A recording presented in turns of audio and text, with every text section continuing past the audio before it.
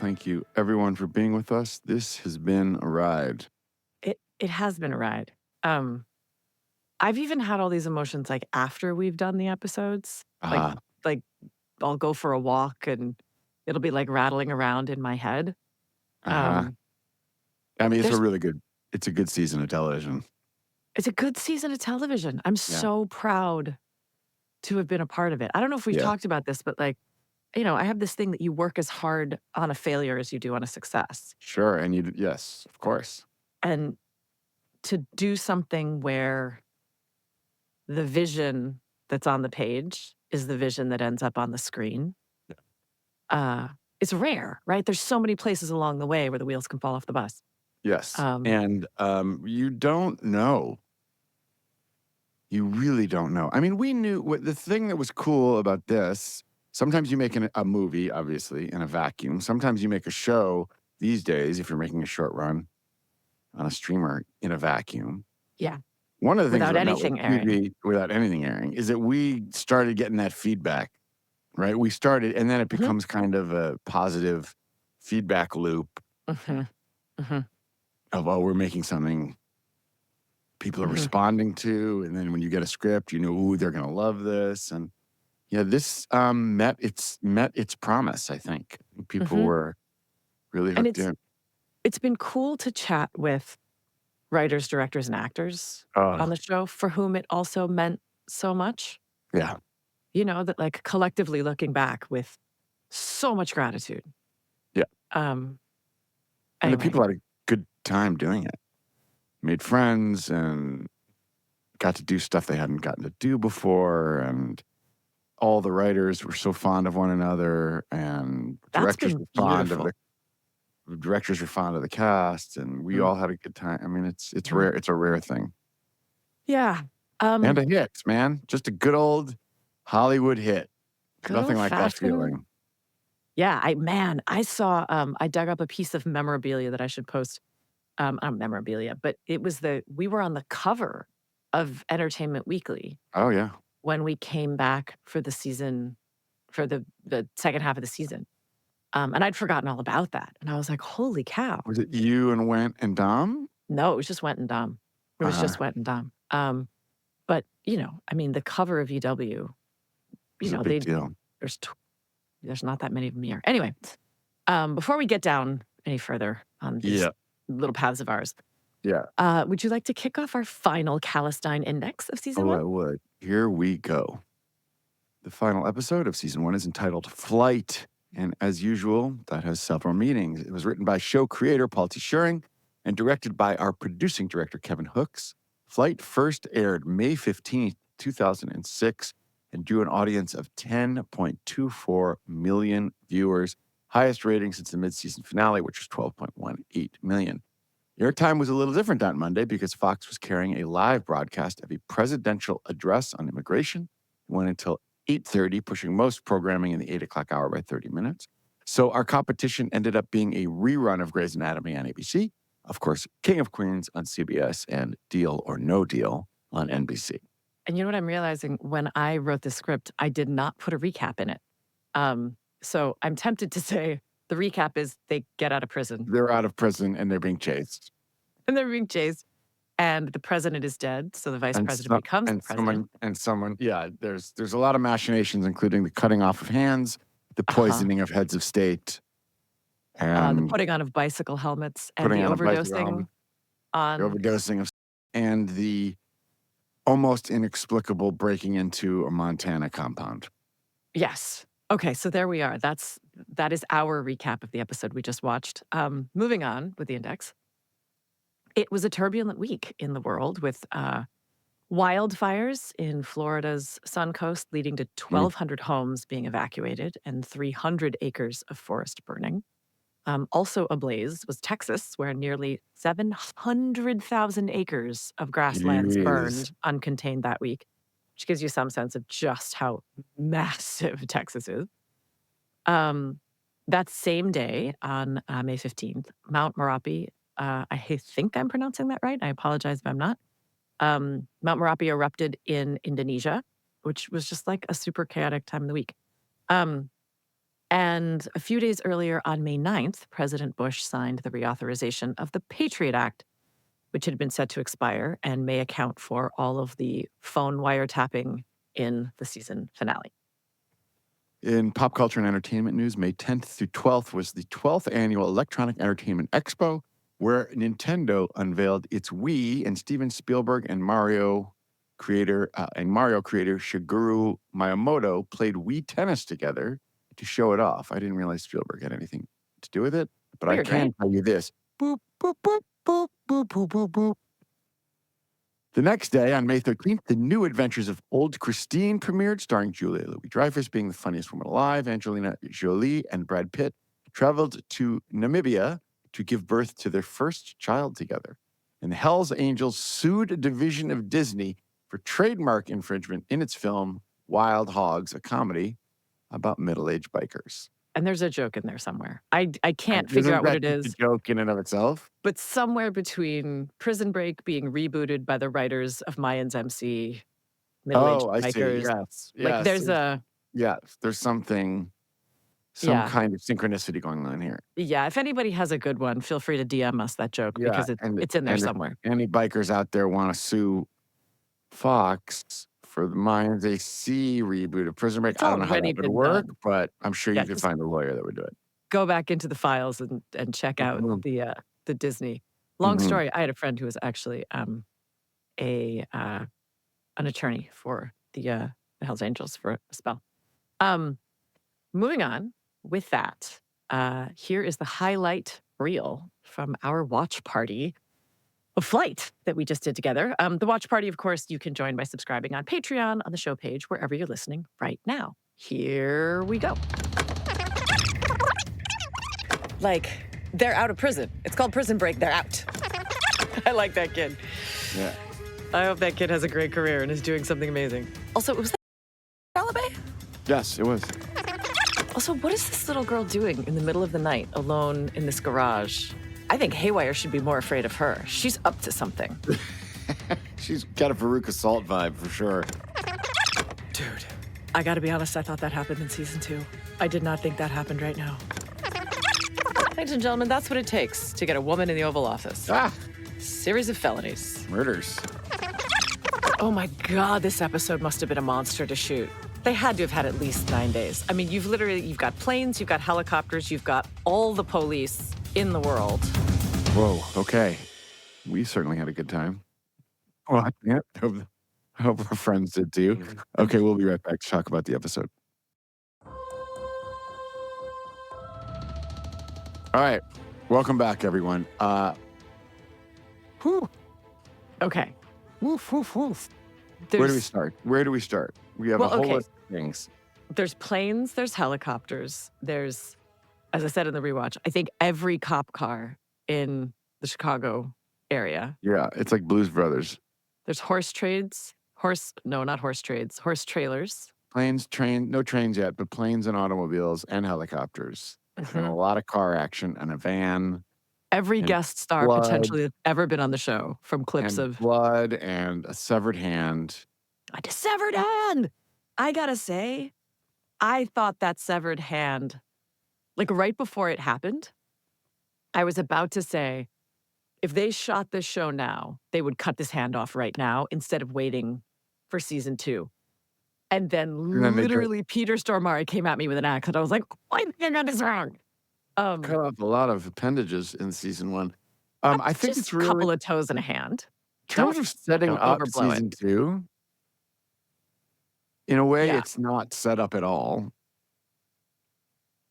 You know you have Haywire on a bicycle. So the thing I was going to say, to look forward to. Things that you have, like there's obviously the subplot. I don't know if there's a subplot. Well, you don't know if she's dead. You don't know what the governor's going to do about it. You know, she's found. It's like she may have to found, but that might be the end of it. It might be like, okay, so all I mean is a cliffhanger. Okay, yeah. Obviously, the whole thing is a cliffhanger, but in terms of disparate storylines, you have Haywire running one way. On a bicycle with nobody chasing him. You have... So good. You have Tweener. with some horses running another way. And then you Tweener have and some happy Fox horseshit. River. We're down to 5. Oh, and you have Teabag running a third way. Yes. And then Bleeding you have out. the Fox River Yes. just And, you shredded know, to the field. we have a mutual friend, Tony Phelan, who is a very accomplished showrunner. He created Fire Country, among other things, and I worked for him. Did you work for him on Grey's? No, I just knew him through that whole. You just knew him? Yeah. Okay, I worked for him on Council Dads. Anyway, he was fond of saying that, I can't remember what show it was, but that there was a showrunner who had a cast that had gotten quite famous and ended the season with everybody looking into a grave. And they were like, whose grave is it? Whose grave is it?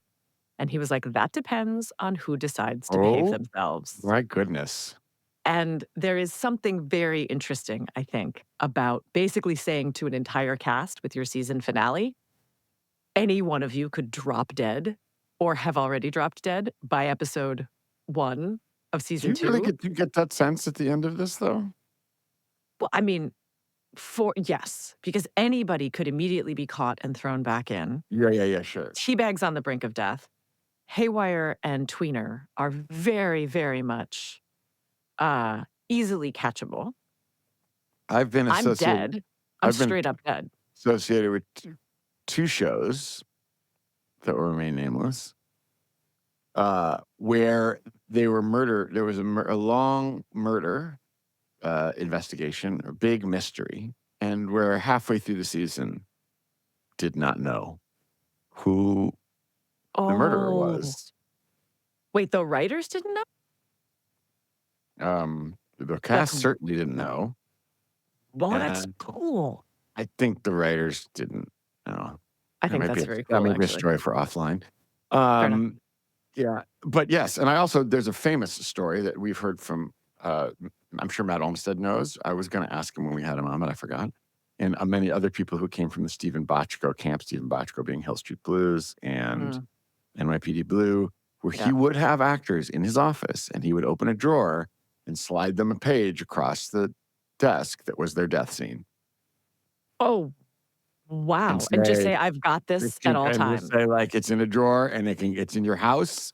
Like, it's on the stage. It's just like wakes up in the morning and slips on soap, or like puts a gun in it and kills himself. This can go into any script at any time. Well, I can't remember if I knew I was coming back. I'll bet you did. Here's what I mean, they hadn't like picked up anybody's options or anything legally. We knew that the show was going to come back. And I remember being really excited because I loved Chicago. And I was like, well, if I'm still alive, well, that's a different. Chicago's going to be fun. And then we went to, we were living in Brooklyn at the time, went home to New York for the hiatus, which was short back then. I mean, it was like 10 weeks. And it could not have been a month before we were going to go back to Chicago when I got a phone call. And I remember what I was wearing. I sat down on a bench on the street in Brooklyn. Was it a Dallas Mavericks jersey? It was not a Dallas Mavericks jersey. And although, could I possibly be right that Tony Romo was their quarterback back then? He was. Oh, that really? Yeah. Dude, I just got a sports thing right. Can we just take a minute? Congratulations. Okay, anyway. I sat down and it was our line producer, Gary Brown, being like, we're moving the show to Dallas. And I was like, because I had bought an apartment in Chicago. And so I remember, and Wentworth had a bunch of stuff that he had to clean out of where he was living. He had a great apartment downtown. And we both separately from where we were, different places where we were, flew back, packed up our apartments, and drove. Our cars were both in Chicago, and we both drove. If I'm remembering this right, we both drove from Chicago to Dallas. I remember I drove it, and I think he might have been driving from LA, but I remember we were on the phone every couple hours because we were like, dude, I don't want to land in Dallas and not have a friend in town. So we kept being, I was like, where are you? Where are you? Where are you? And finally, I was going to spend a night because it's like 15 hours. But, I was in my 20s and I was like, no, never mind. No sleep till I'm dawn. gonna power through. Made it all the way. But it was it was like a little bit of an onset scandal because we were so close with our cast and with our crew. And, they found out like weeks before, just kidding, you don't have a job. Ugh, Um, so and brutal. most of them didn't come down. Brandon came down with us, who Yeah. we love so much, Brandon props, and Jocko. And we were going to talk about Jocko Phillips. We made a note about this. Because Jocko Um, wasn't from Chicago, right? no, Jocko was, I don't know where he was living out of, but Jocko was from New Orleans. And if Right. you were ever on a set with Jocko Phillips on a Friday, you knew he was from New Orleans because he showed up in alligator boots and a 3-piece suit and a colorful tie. And he was like, there is a way to dress on a Friday. And I was like, you're my favorite person in the world. That's Um, amazing. but he was That's a our great. second. Yeah, he became a think first he got in season 2. promoted That's right. season 2 to first AD. He, You had a Jocko Phillips story. I have a couple of them. First of all, he was, I think, second on Boogie Nights. And I think he got his nickname Jocko he's in one of the Dirk Diggler porn/kung fu movies. He's the bad guy. And he's in that. And then my other favorite story is I can't remember the actor's name, but there was somebody who came in season 2 and I don't remember the part they played, but they had a goatee Mhm. and like a shaved head. And then got called back weeks later to be the same character and showed up on set and we were way out somewhere, not Mhm. near the stages, and he did not have a goatee. Oh. And the makeup department was like, "We don't have any hair in here. It's on our truck back at the." Right. Like it was a very small Like unit. 4 hours away. Yeah. It was a nightmare, right? Jocko walks into the makeup trailer and shaves his head. Oh my God, to give And them the hair they needed to use make the a beard? hair off his head and they glue it to the guy's face. That's Jocko. Like, And you he remember season 2, all of a sudden he had gives like everything. he'd shaved his head? I That's fun. don't, That was so good. because it was kinda chilly and we had a lot of, like, Yeah. hats on and stuff. Yeah. Jocko came on to, Colony, Oh. years later, and I walked by him in the hall in the production office, and he goes, "Hey, Sarah, it's great to see you." And I had no idea who he was. And he turned around and I was like, "Sarah, it's Jocko from Prison Break." He lost like 200 pounds, right? He had lost Yeah. more than my body weight, Yeah, for sure. and looked amazing, and Yeah, he was yeah. like, I had to save my own life, and so here I am. Yeah. Still wore his 3-piece suits. Just a wonderful, wonderful, wonderful person. All right, back to this episode. Back to this episode. Let's talk about, there's a lot of twists and turns, obviously, but the thing that I think made us both gasp was right as Abruzzi is putting a gun to Teabag's head, he handcuffs himself to Michael, which is... Handcuffs himself to Michael.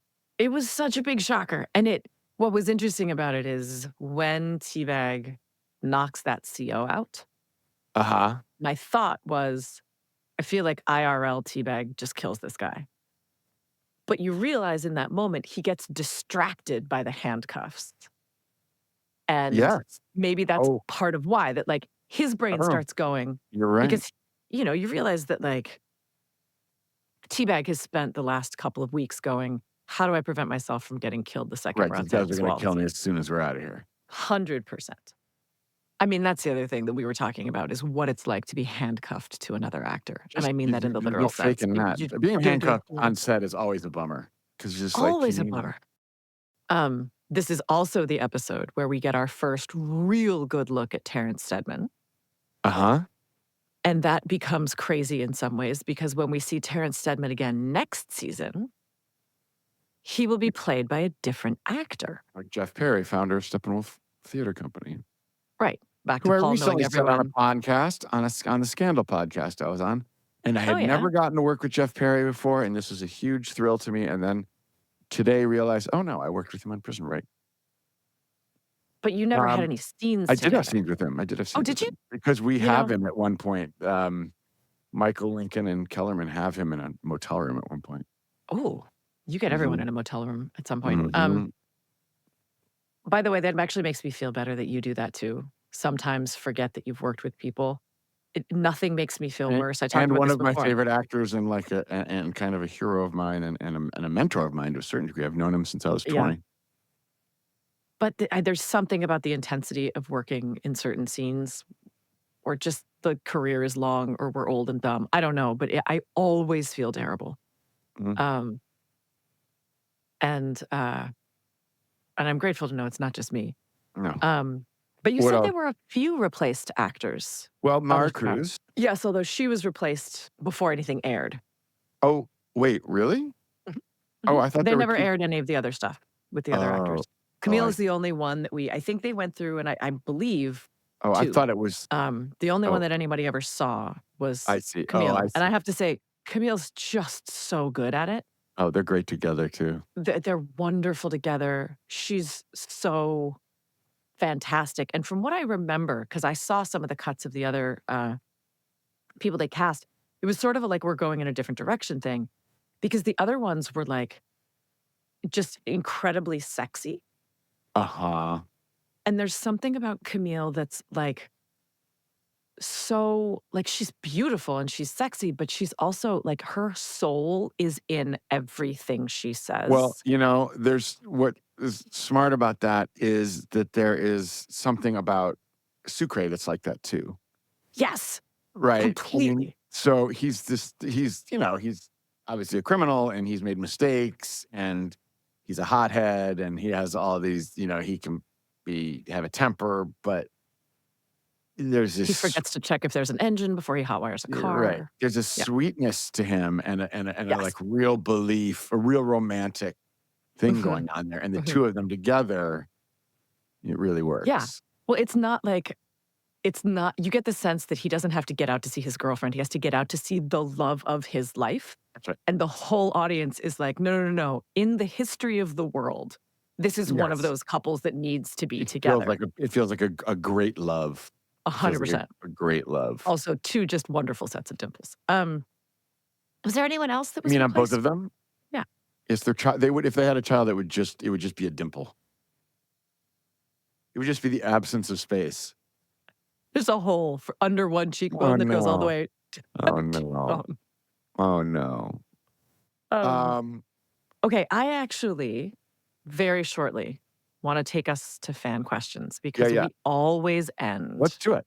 with no time. Yeah. And we have Um, some good ones. well, Fishes, Folks, and Friends, we will be right back for an extended fan finale on this final episode of season 1. And we're back. Like I said, we're leaving lots of time to answer your questions together because we always run out of time. This is the finale. And you left some really, really great questions on our @PrisonBreakPod IG handle. P.S. Some of the other questions that were posted there, we've answered at another time on the podcast, or we've already sort of covered it in various episodes. So that's why we didn't include them here, but we still appreciate them. Maybe let's start with this one. @PrisonBreakForever wrote, "What was your favorite storyline other than your own?" Paul, do Ooh. you have one of those? I think the Haywire thing. I think the fact that he can see the pattern of tattoos and then Mhm. his I don't sleep as an episode out was so great. And I love where it took Michael. I love that it made Michael have to kind of figure this guy out and how it took Michael to the psych ward. Mhm. I loved a lot of the wrenches that they threw in Michael's plans, but I think that one was my favorite. What about you? Hmm. I mean, the Sucre Maricruz of it, um, Uh, I I love so much, and I love it partly because of all of the intentional pieces of the plan. Sucre was the wild card from the beginning, and uh, and he feels like perennially the guy who's in the wrong place at the wrong time. Like that's why he's in prison, and that's why his life took this turn. And mm, so cheering for him the whole time to like mhm. get out Yeah. and be with the love of his life. That said, I will say, we mentioned this in the rewatch.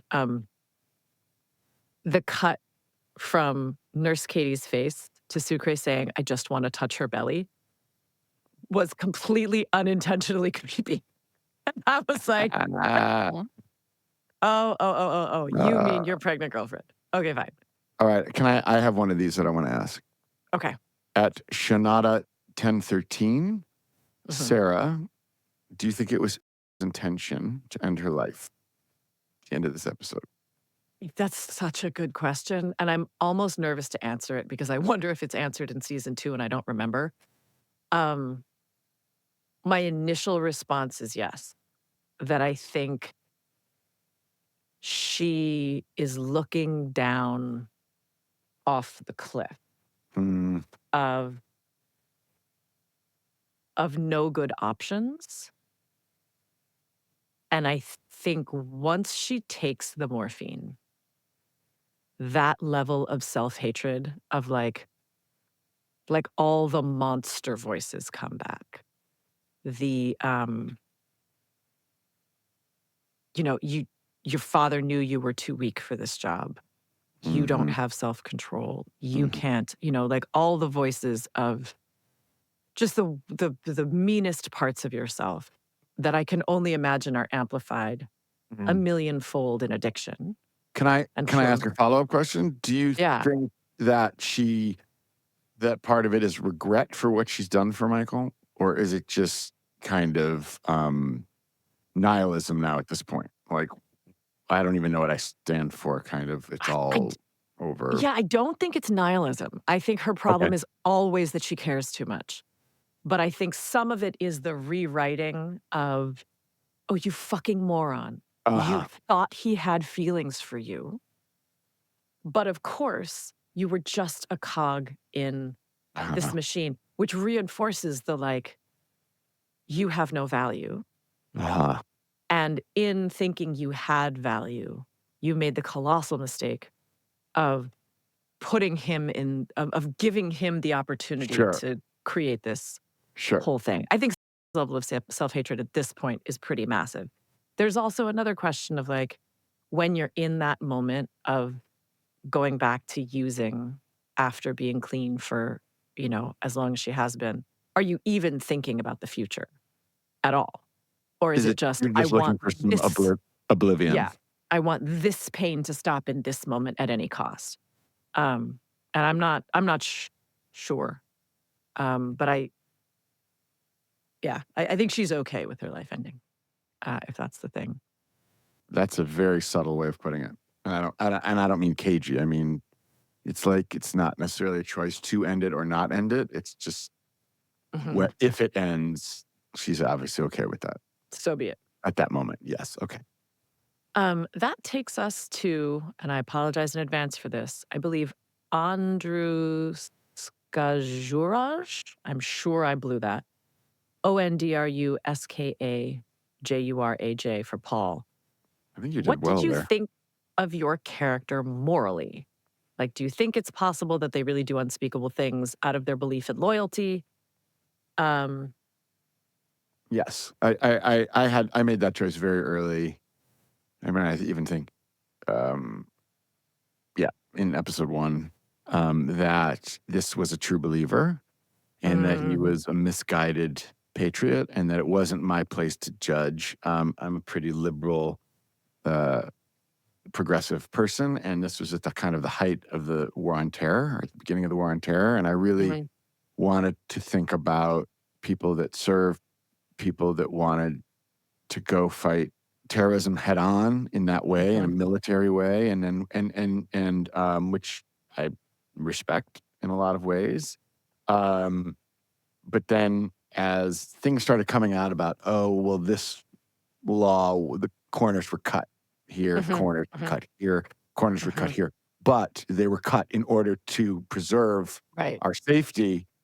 It obviously raises a very interesting.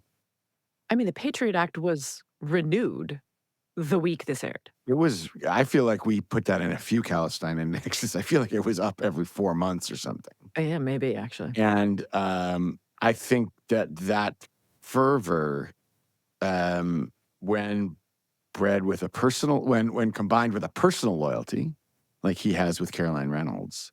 Really, yes, I think I think that he believes that he is doing absolutely the ethical thing to protect the country and for a Even greater killing the good. president.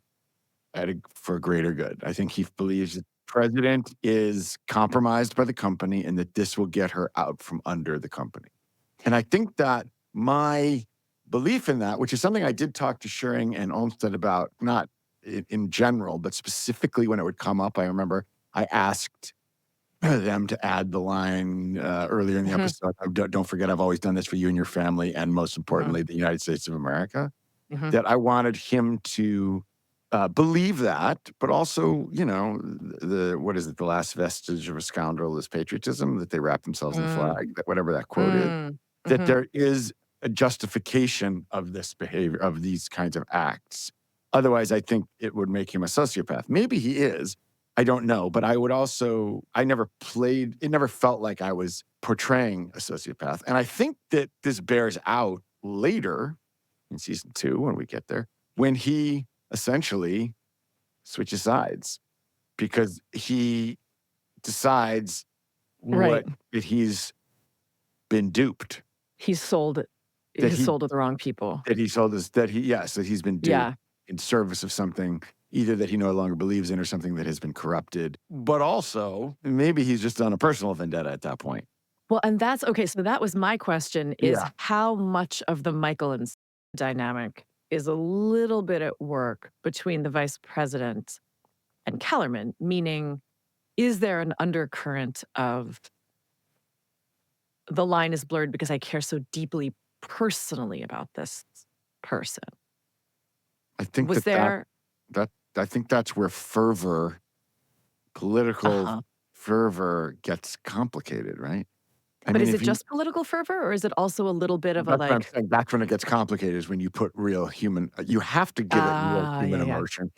And I remember reading Jarhead as prep for this, just because I wanted to read as much as I could about modern military stuff that was well written. And one of the real interesting things that he talks about there is that why they don't take people in the armed forces after a certain age is because they need to bond them to one another.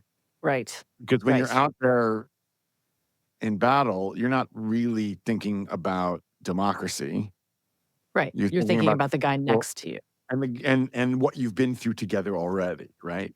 And so, yes, I think there is a trauma bond is the wrong word, but he and Caroline Reynolds have supposedly come up since she was whatever. Councilwoman or whatever it was. So the short answer is I absolutely think he thinks he's doing the right things. And one of the interesting things that happens in season 2 is that notion gets shattered. That's cool. That's really cool. I have one sorry, go ahead. Yeah. No, go for it. Chiach012 asks, how is it for you and Wentworth to play such various range of emotions, feelings, etc., as your characters have gone through such a roller coaster together in season 1? In such a short time that you knew each other, was it hard to build that kind of trust and reliance on one another as actors? That's a really interesting question. I think in some ways, our journey got to be the journey of the characters. I don't mean romantically, obviously, but we met each other filming the pilot when Sarah and Michael met each other. So it wasn't the kind of relationship where, like when Tom Scott and I did the Council of Dads pilot together, it was like, hi, I'm Sarah, hi, I'm Tom. In 48 hours, we have to be playing the parents of 4 children together. How do you build that kind of history? Yeah. With Wentworth, we were able to, in some ways, get to know one another in real time. Oh, interesting. As the characters needed to, because they didn't know each other, and then they had this scene, and then this scene. Exactly. So it's okay to start as strangers. We're not seeing any interaction between them, by the way, that happens off camera. I mean, conceivably, he's coming every day for a shot, and we're not seeing it. Right. But most of what they... You don't have a history, certainly. Right. Unlike you and Caroline Reynolds. I will say a couple things about this. One is, we went to dinner while we were shooting the pilot, before I shot any of my stuff. Shoot it. Shooted. Where'd you go to dinner? I want to know. Do you remember? I can't remember. It was not at Harrah's because I was like, I'm not eating in a casino. But we were in Joliet. We weren't Oh, in you're in Chicago. Joliet. Okay, yeah. And so it was like a diner. Sure.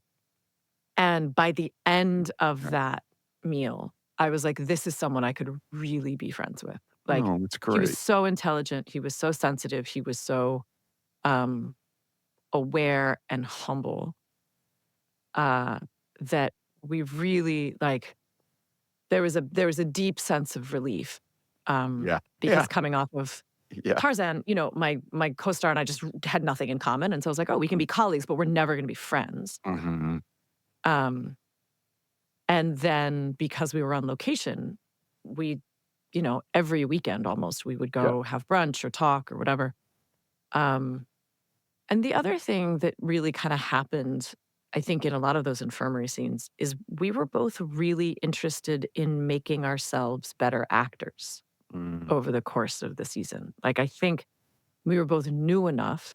We talked a lot about process, and I remember having the conversation once about, in an ideal world, there's no way to tell the difference between when the camera is rolling and when the camera is not rolling, because you're as honest and grounded and specific in the lines you're given as you are in real life.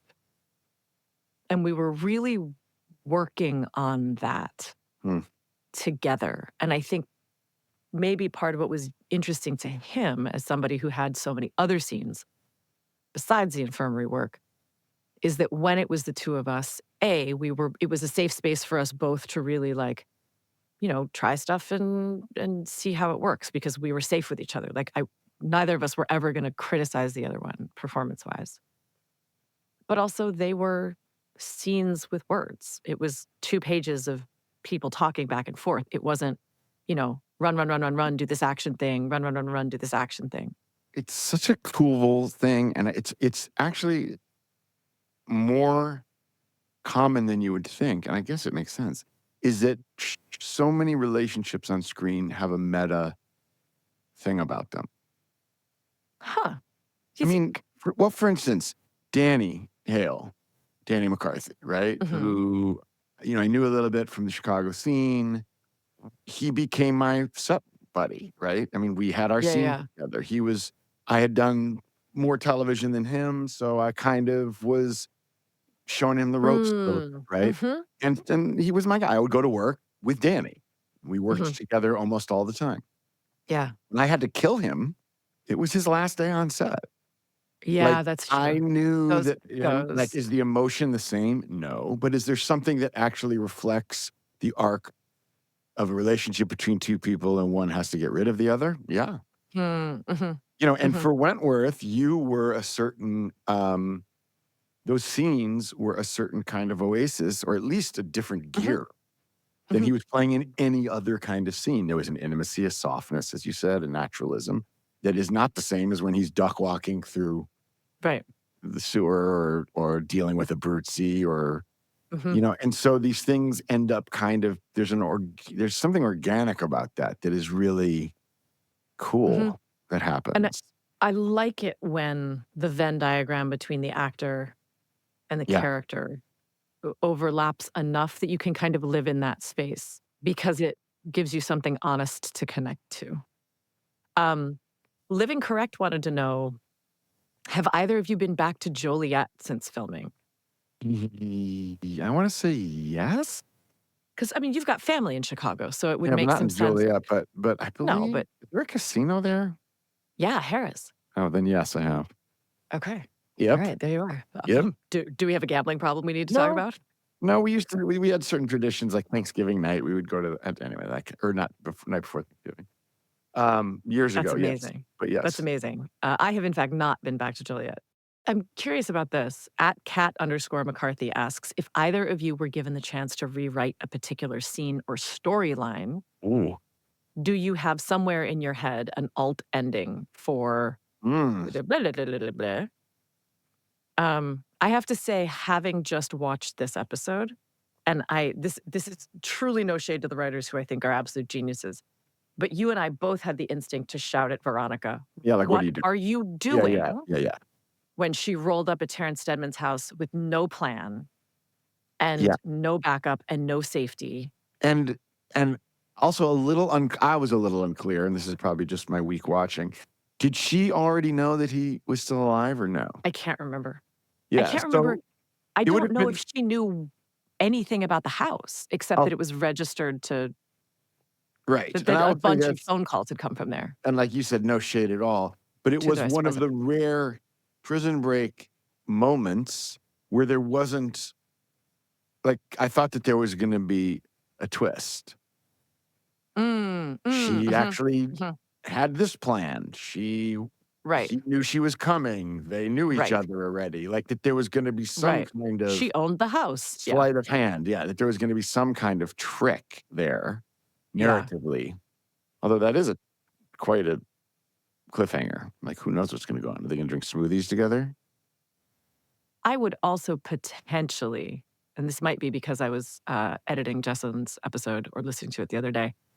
I would have loved to see a little more Lisa Ricks. Like, I think there's an interesting world where a scene I would have loved to have seen is between Veronica and Lisa about, like, I can't square this with the man I knew. Can you? Huh. Or, or some kind of like, what does LJ need in this moment? There's the conversation between two exes who are both deeply invested in different ways. One who's like, I don't want him back in my life, but I'm raising his son. Another one Right. who's like, I can't seem to make these pieces make sense. Right.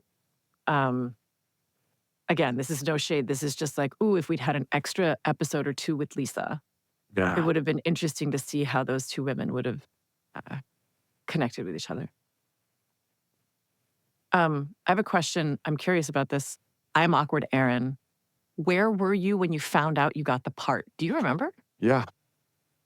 Well, I've already told the story about getting the part, but then not knowing if I was gonna be able to do the part after the pilot. I know exactly where I was.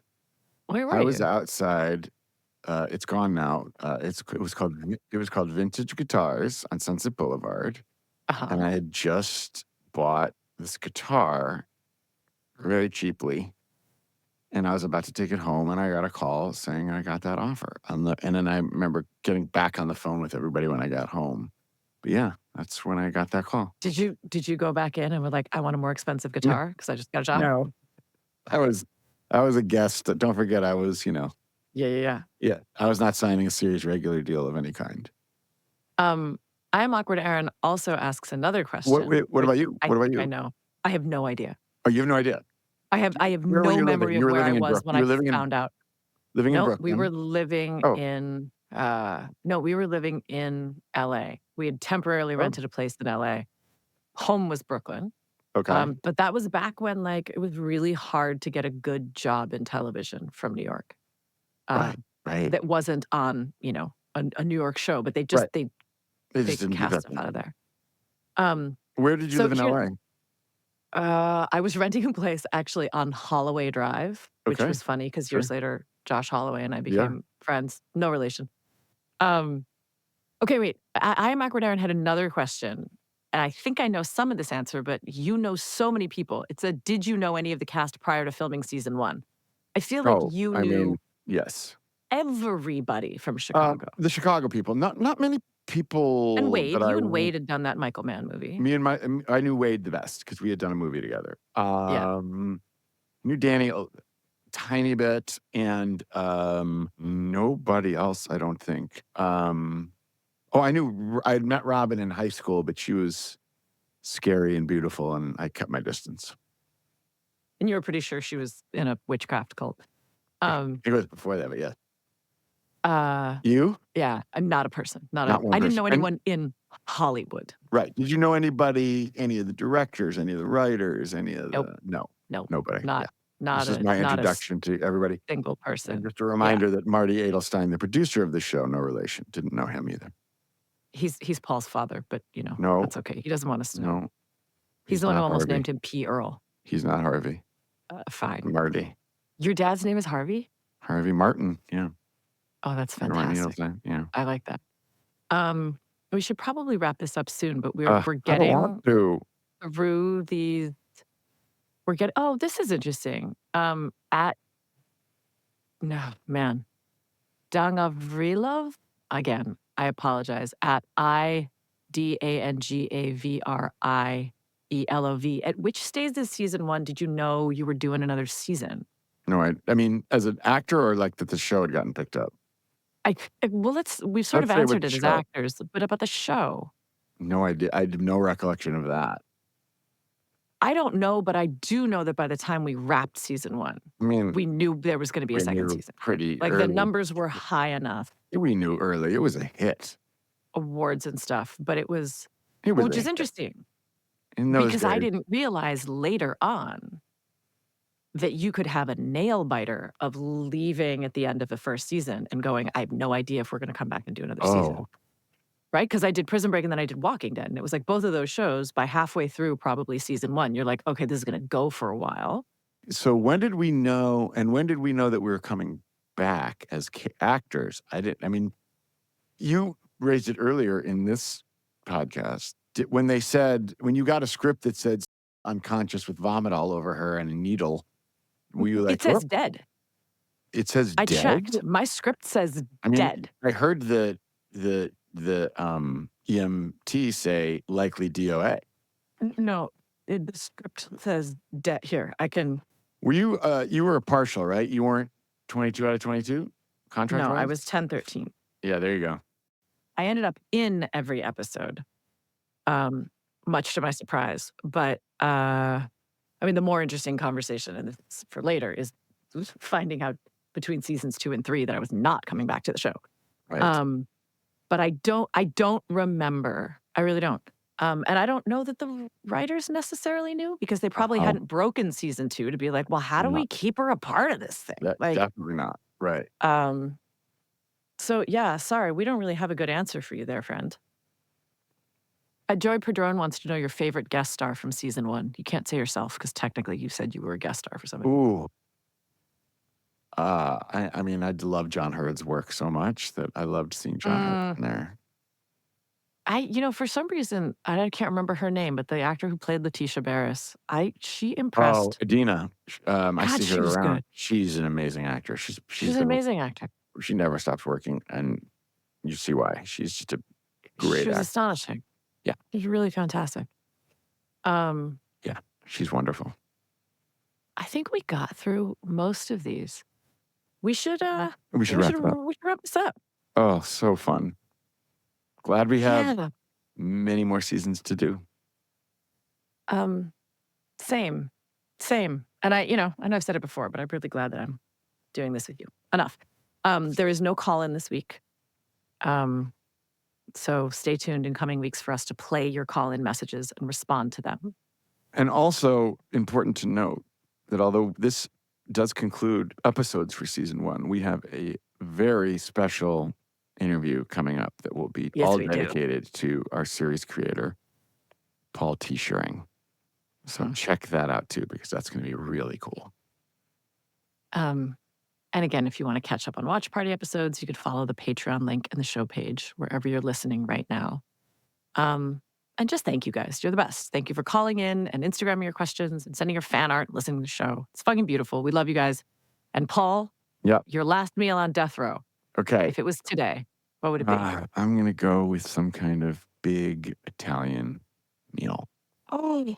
Like bucatini or penne with sausage and a big antipasto and like panna cotta for dessert and olives, and bread, and just a big butter and wine and just a kind of big, meaty, carby. From Buca di Beppo, right? From Buca di Beppo, sure.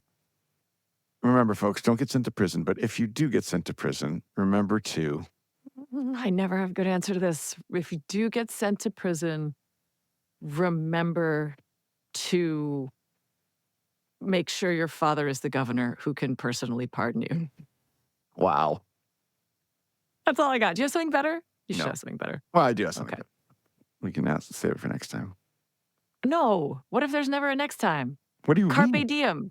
Carpe dentum. Seize the teeth. Go. It's funny. Let me know. You got to set me up. Okay. Paul, don't get sent to prison. But if you do go to prison, make sure you have access to Prison Breaking, Sarah and Paul, so that you can make time serve you by listening to our podcast. This is amazing. Prison Breaking with Sarah and Paul is a Caliber Studio production. Your hosts have been friends, but not besties, Sarah Wayne Callies and Paul Adelstein. Our prison warden has been producer Ben Haber. Our head of Jailhouse Rock is Paul Adelstein, who made the music for this podcast. Keeping us slim and trim in the prison yard has been sound designer and editor, the great Jeff Schmidt. Keeping us up to date on the outside world is production assistant Drew Austin. Our prison artist, logo, and brand designer is John Nunziato and Little Big Brands. Check them out at www.littlebigBrands.com.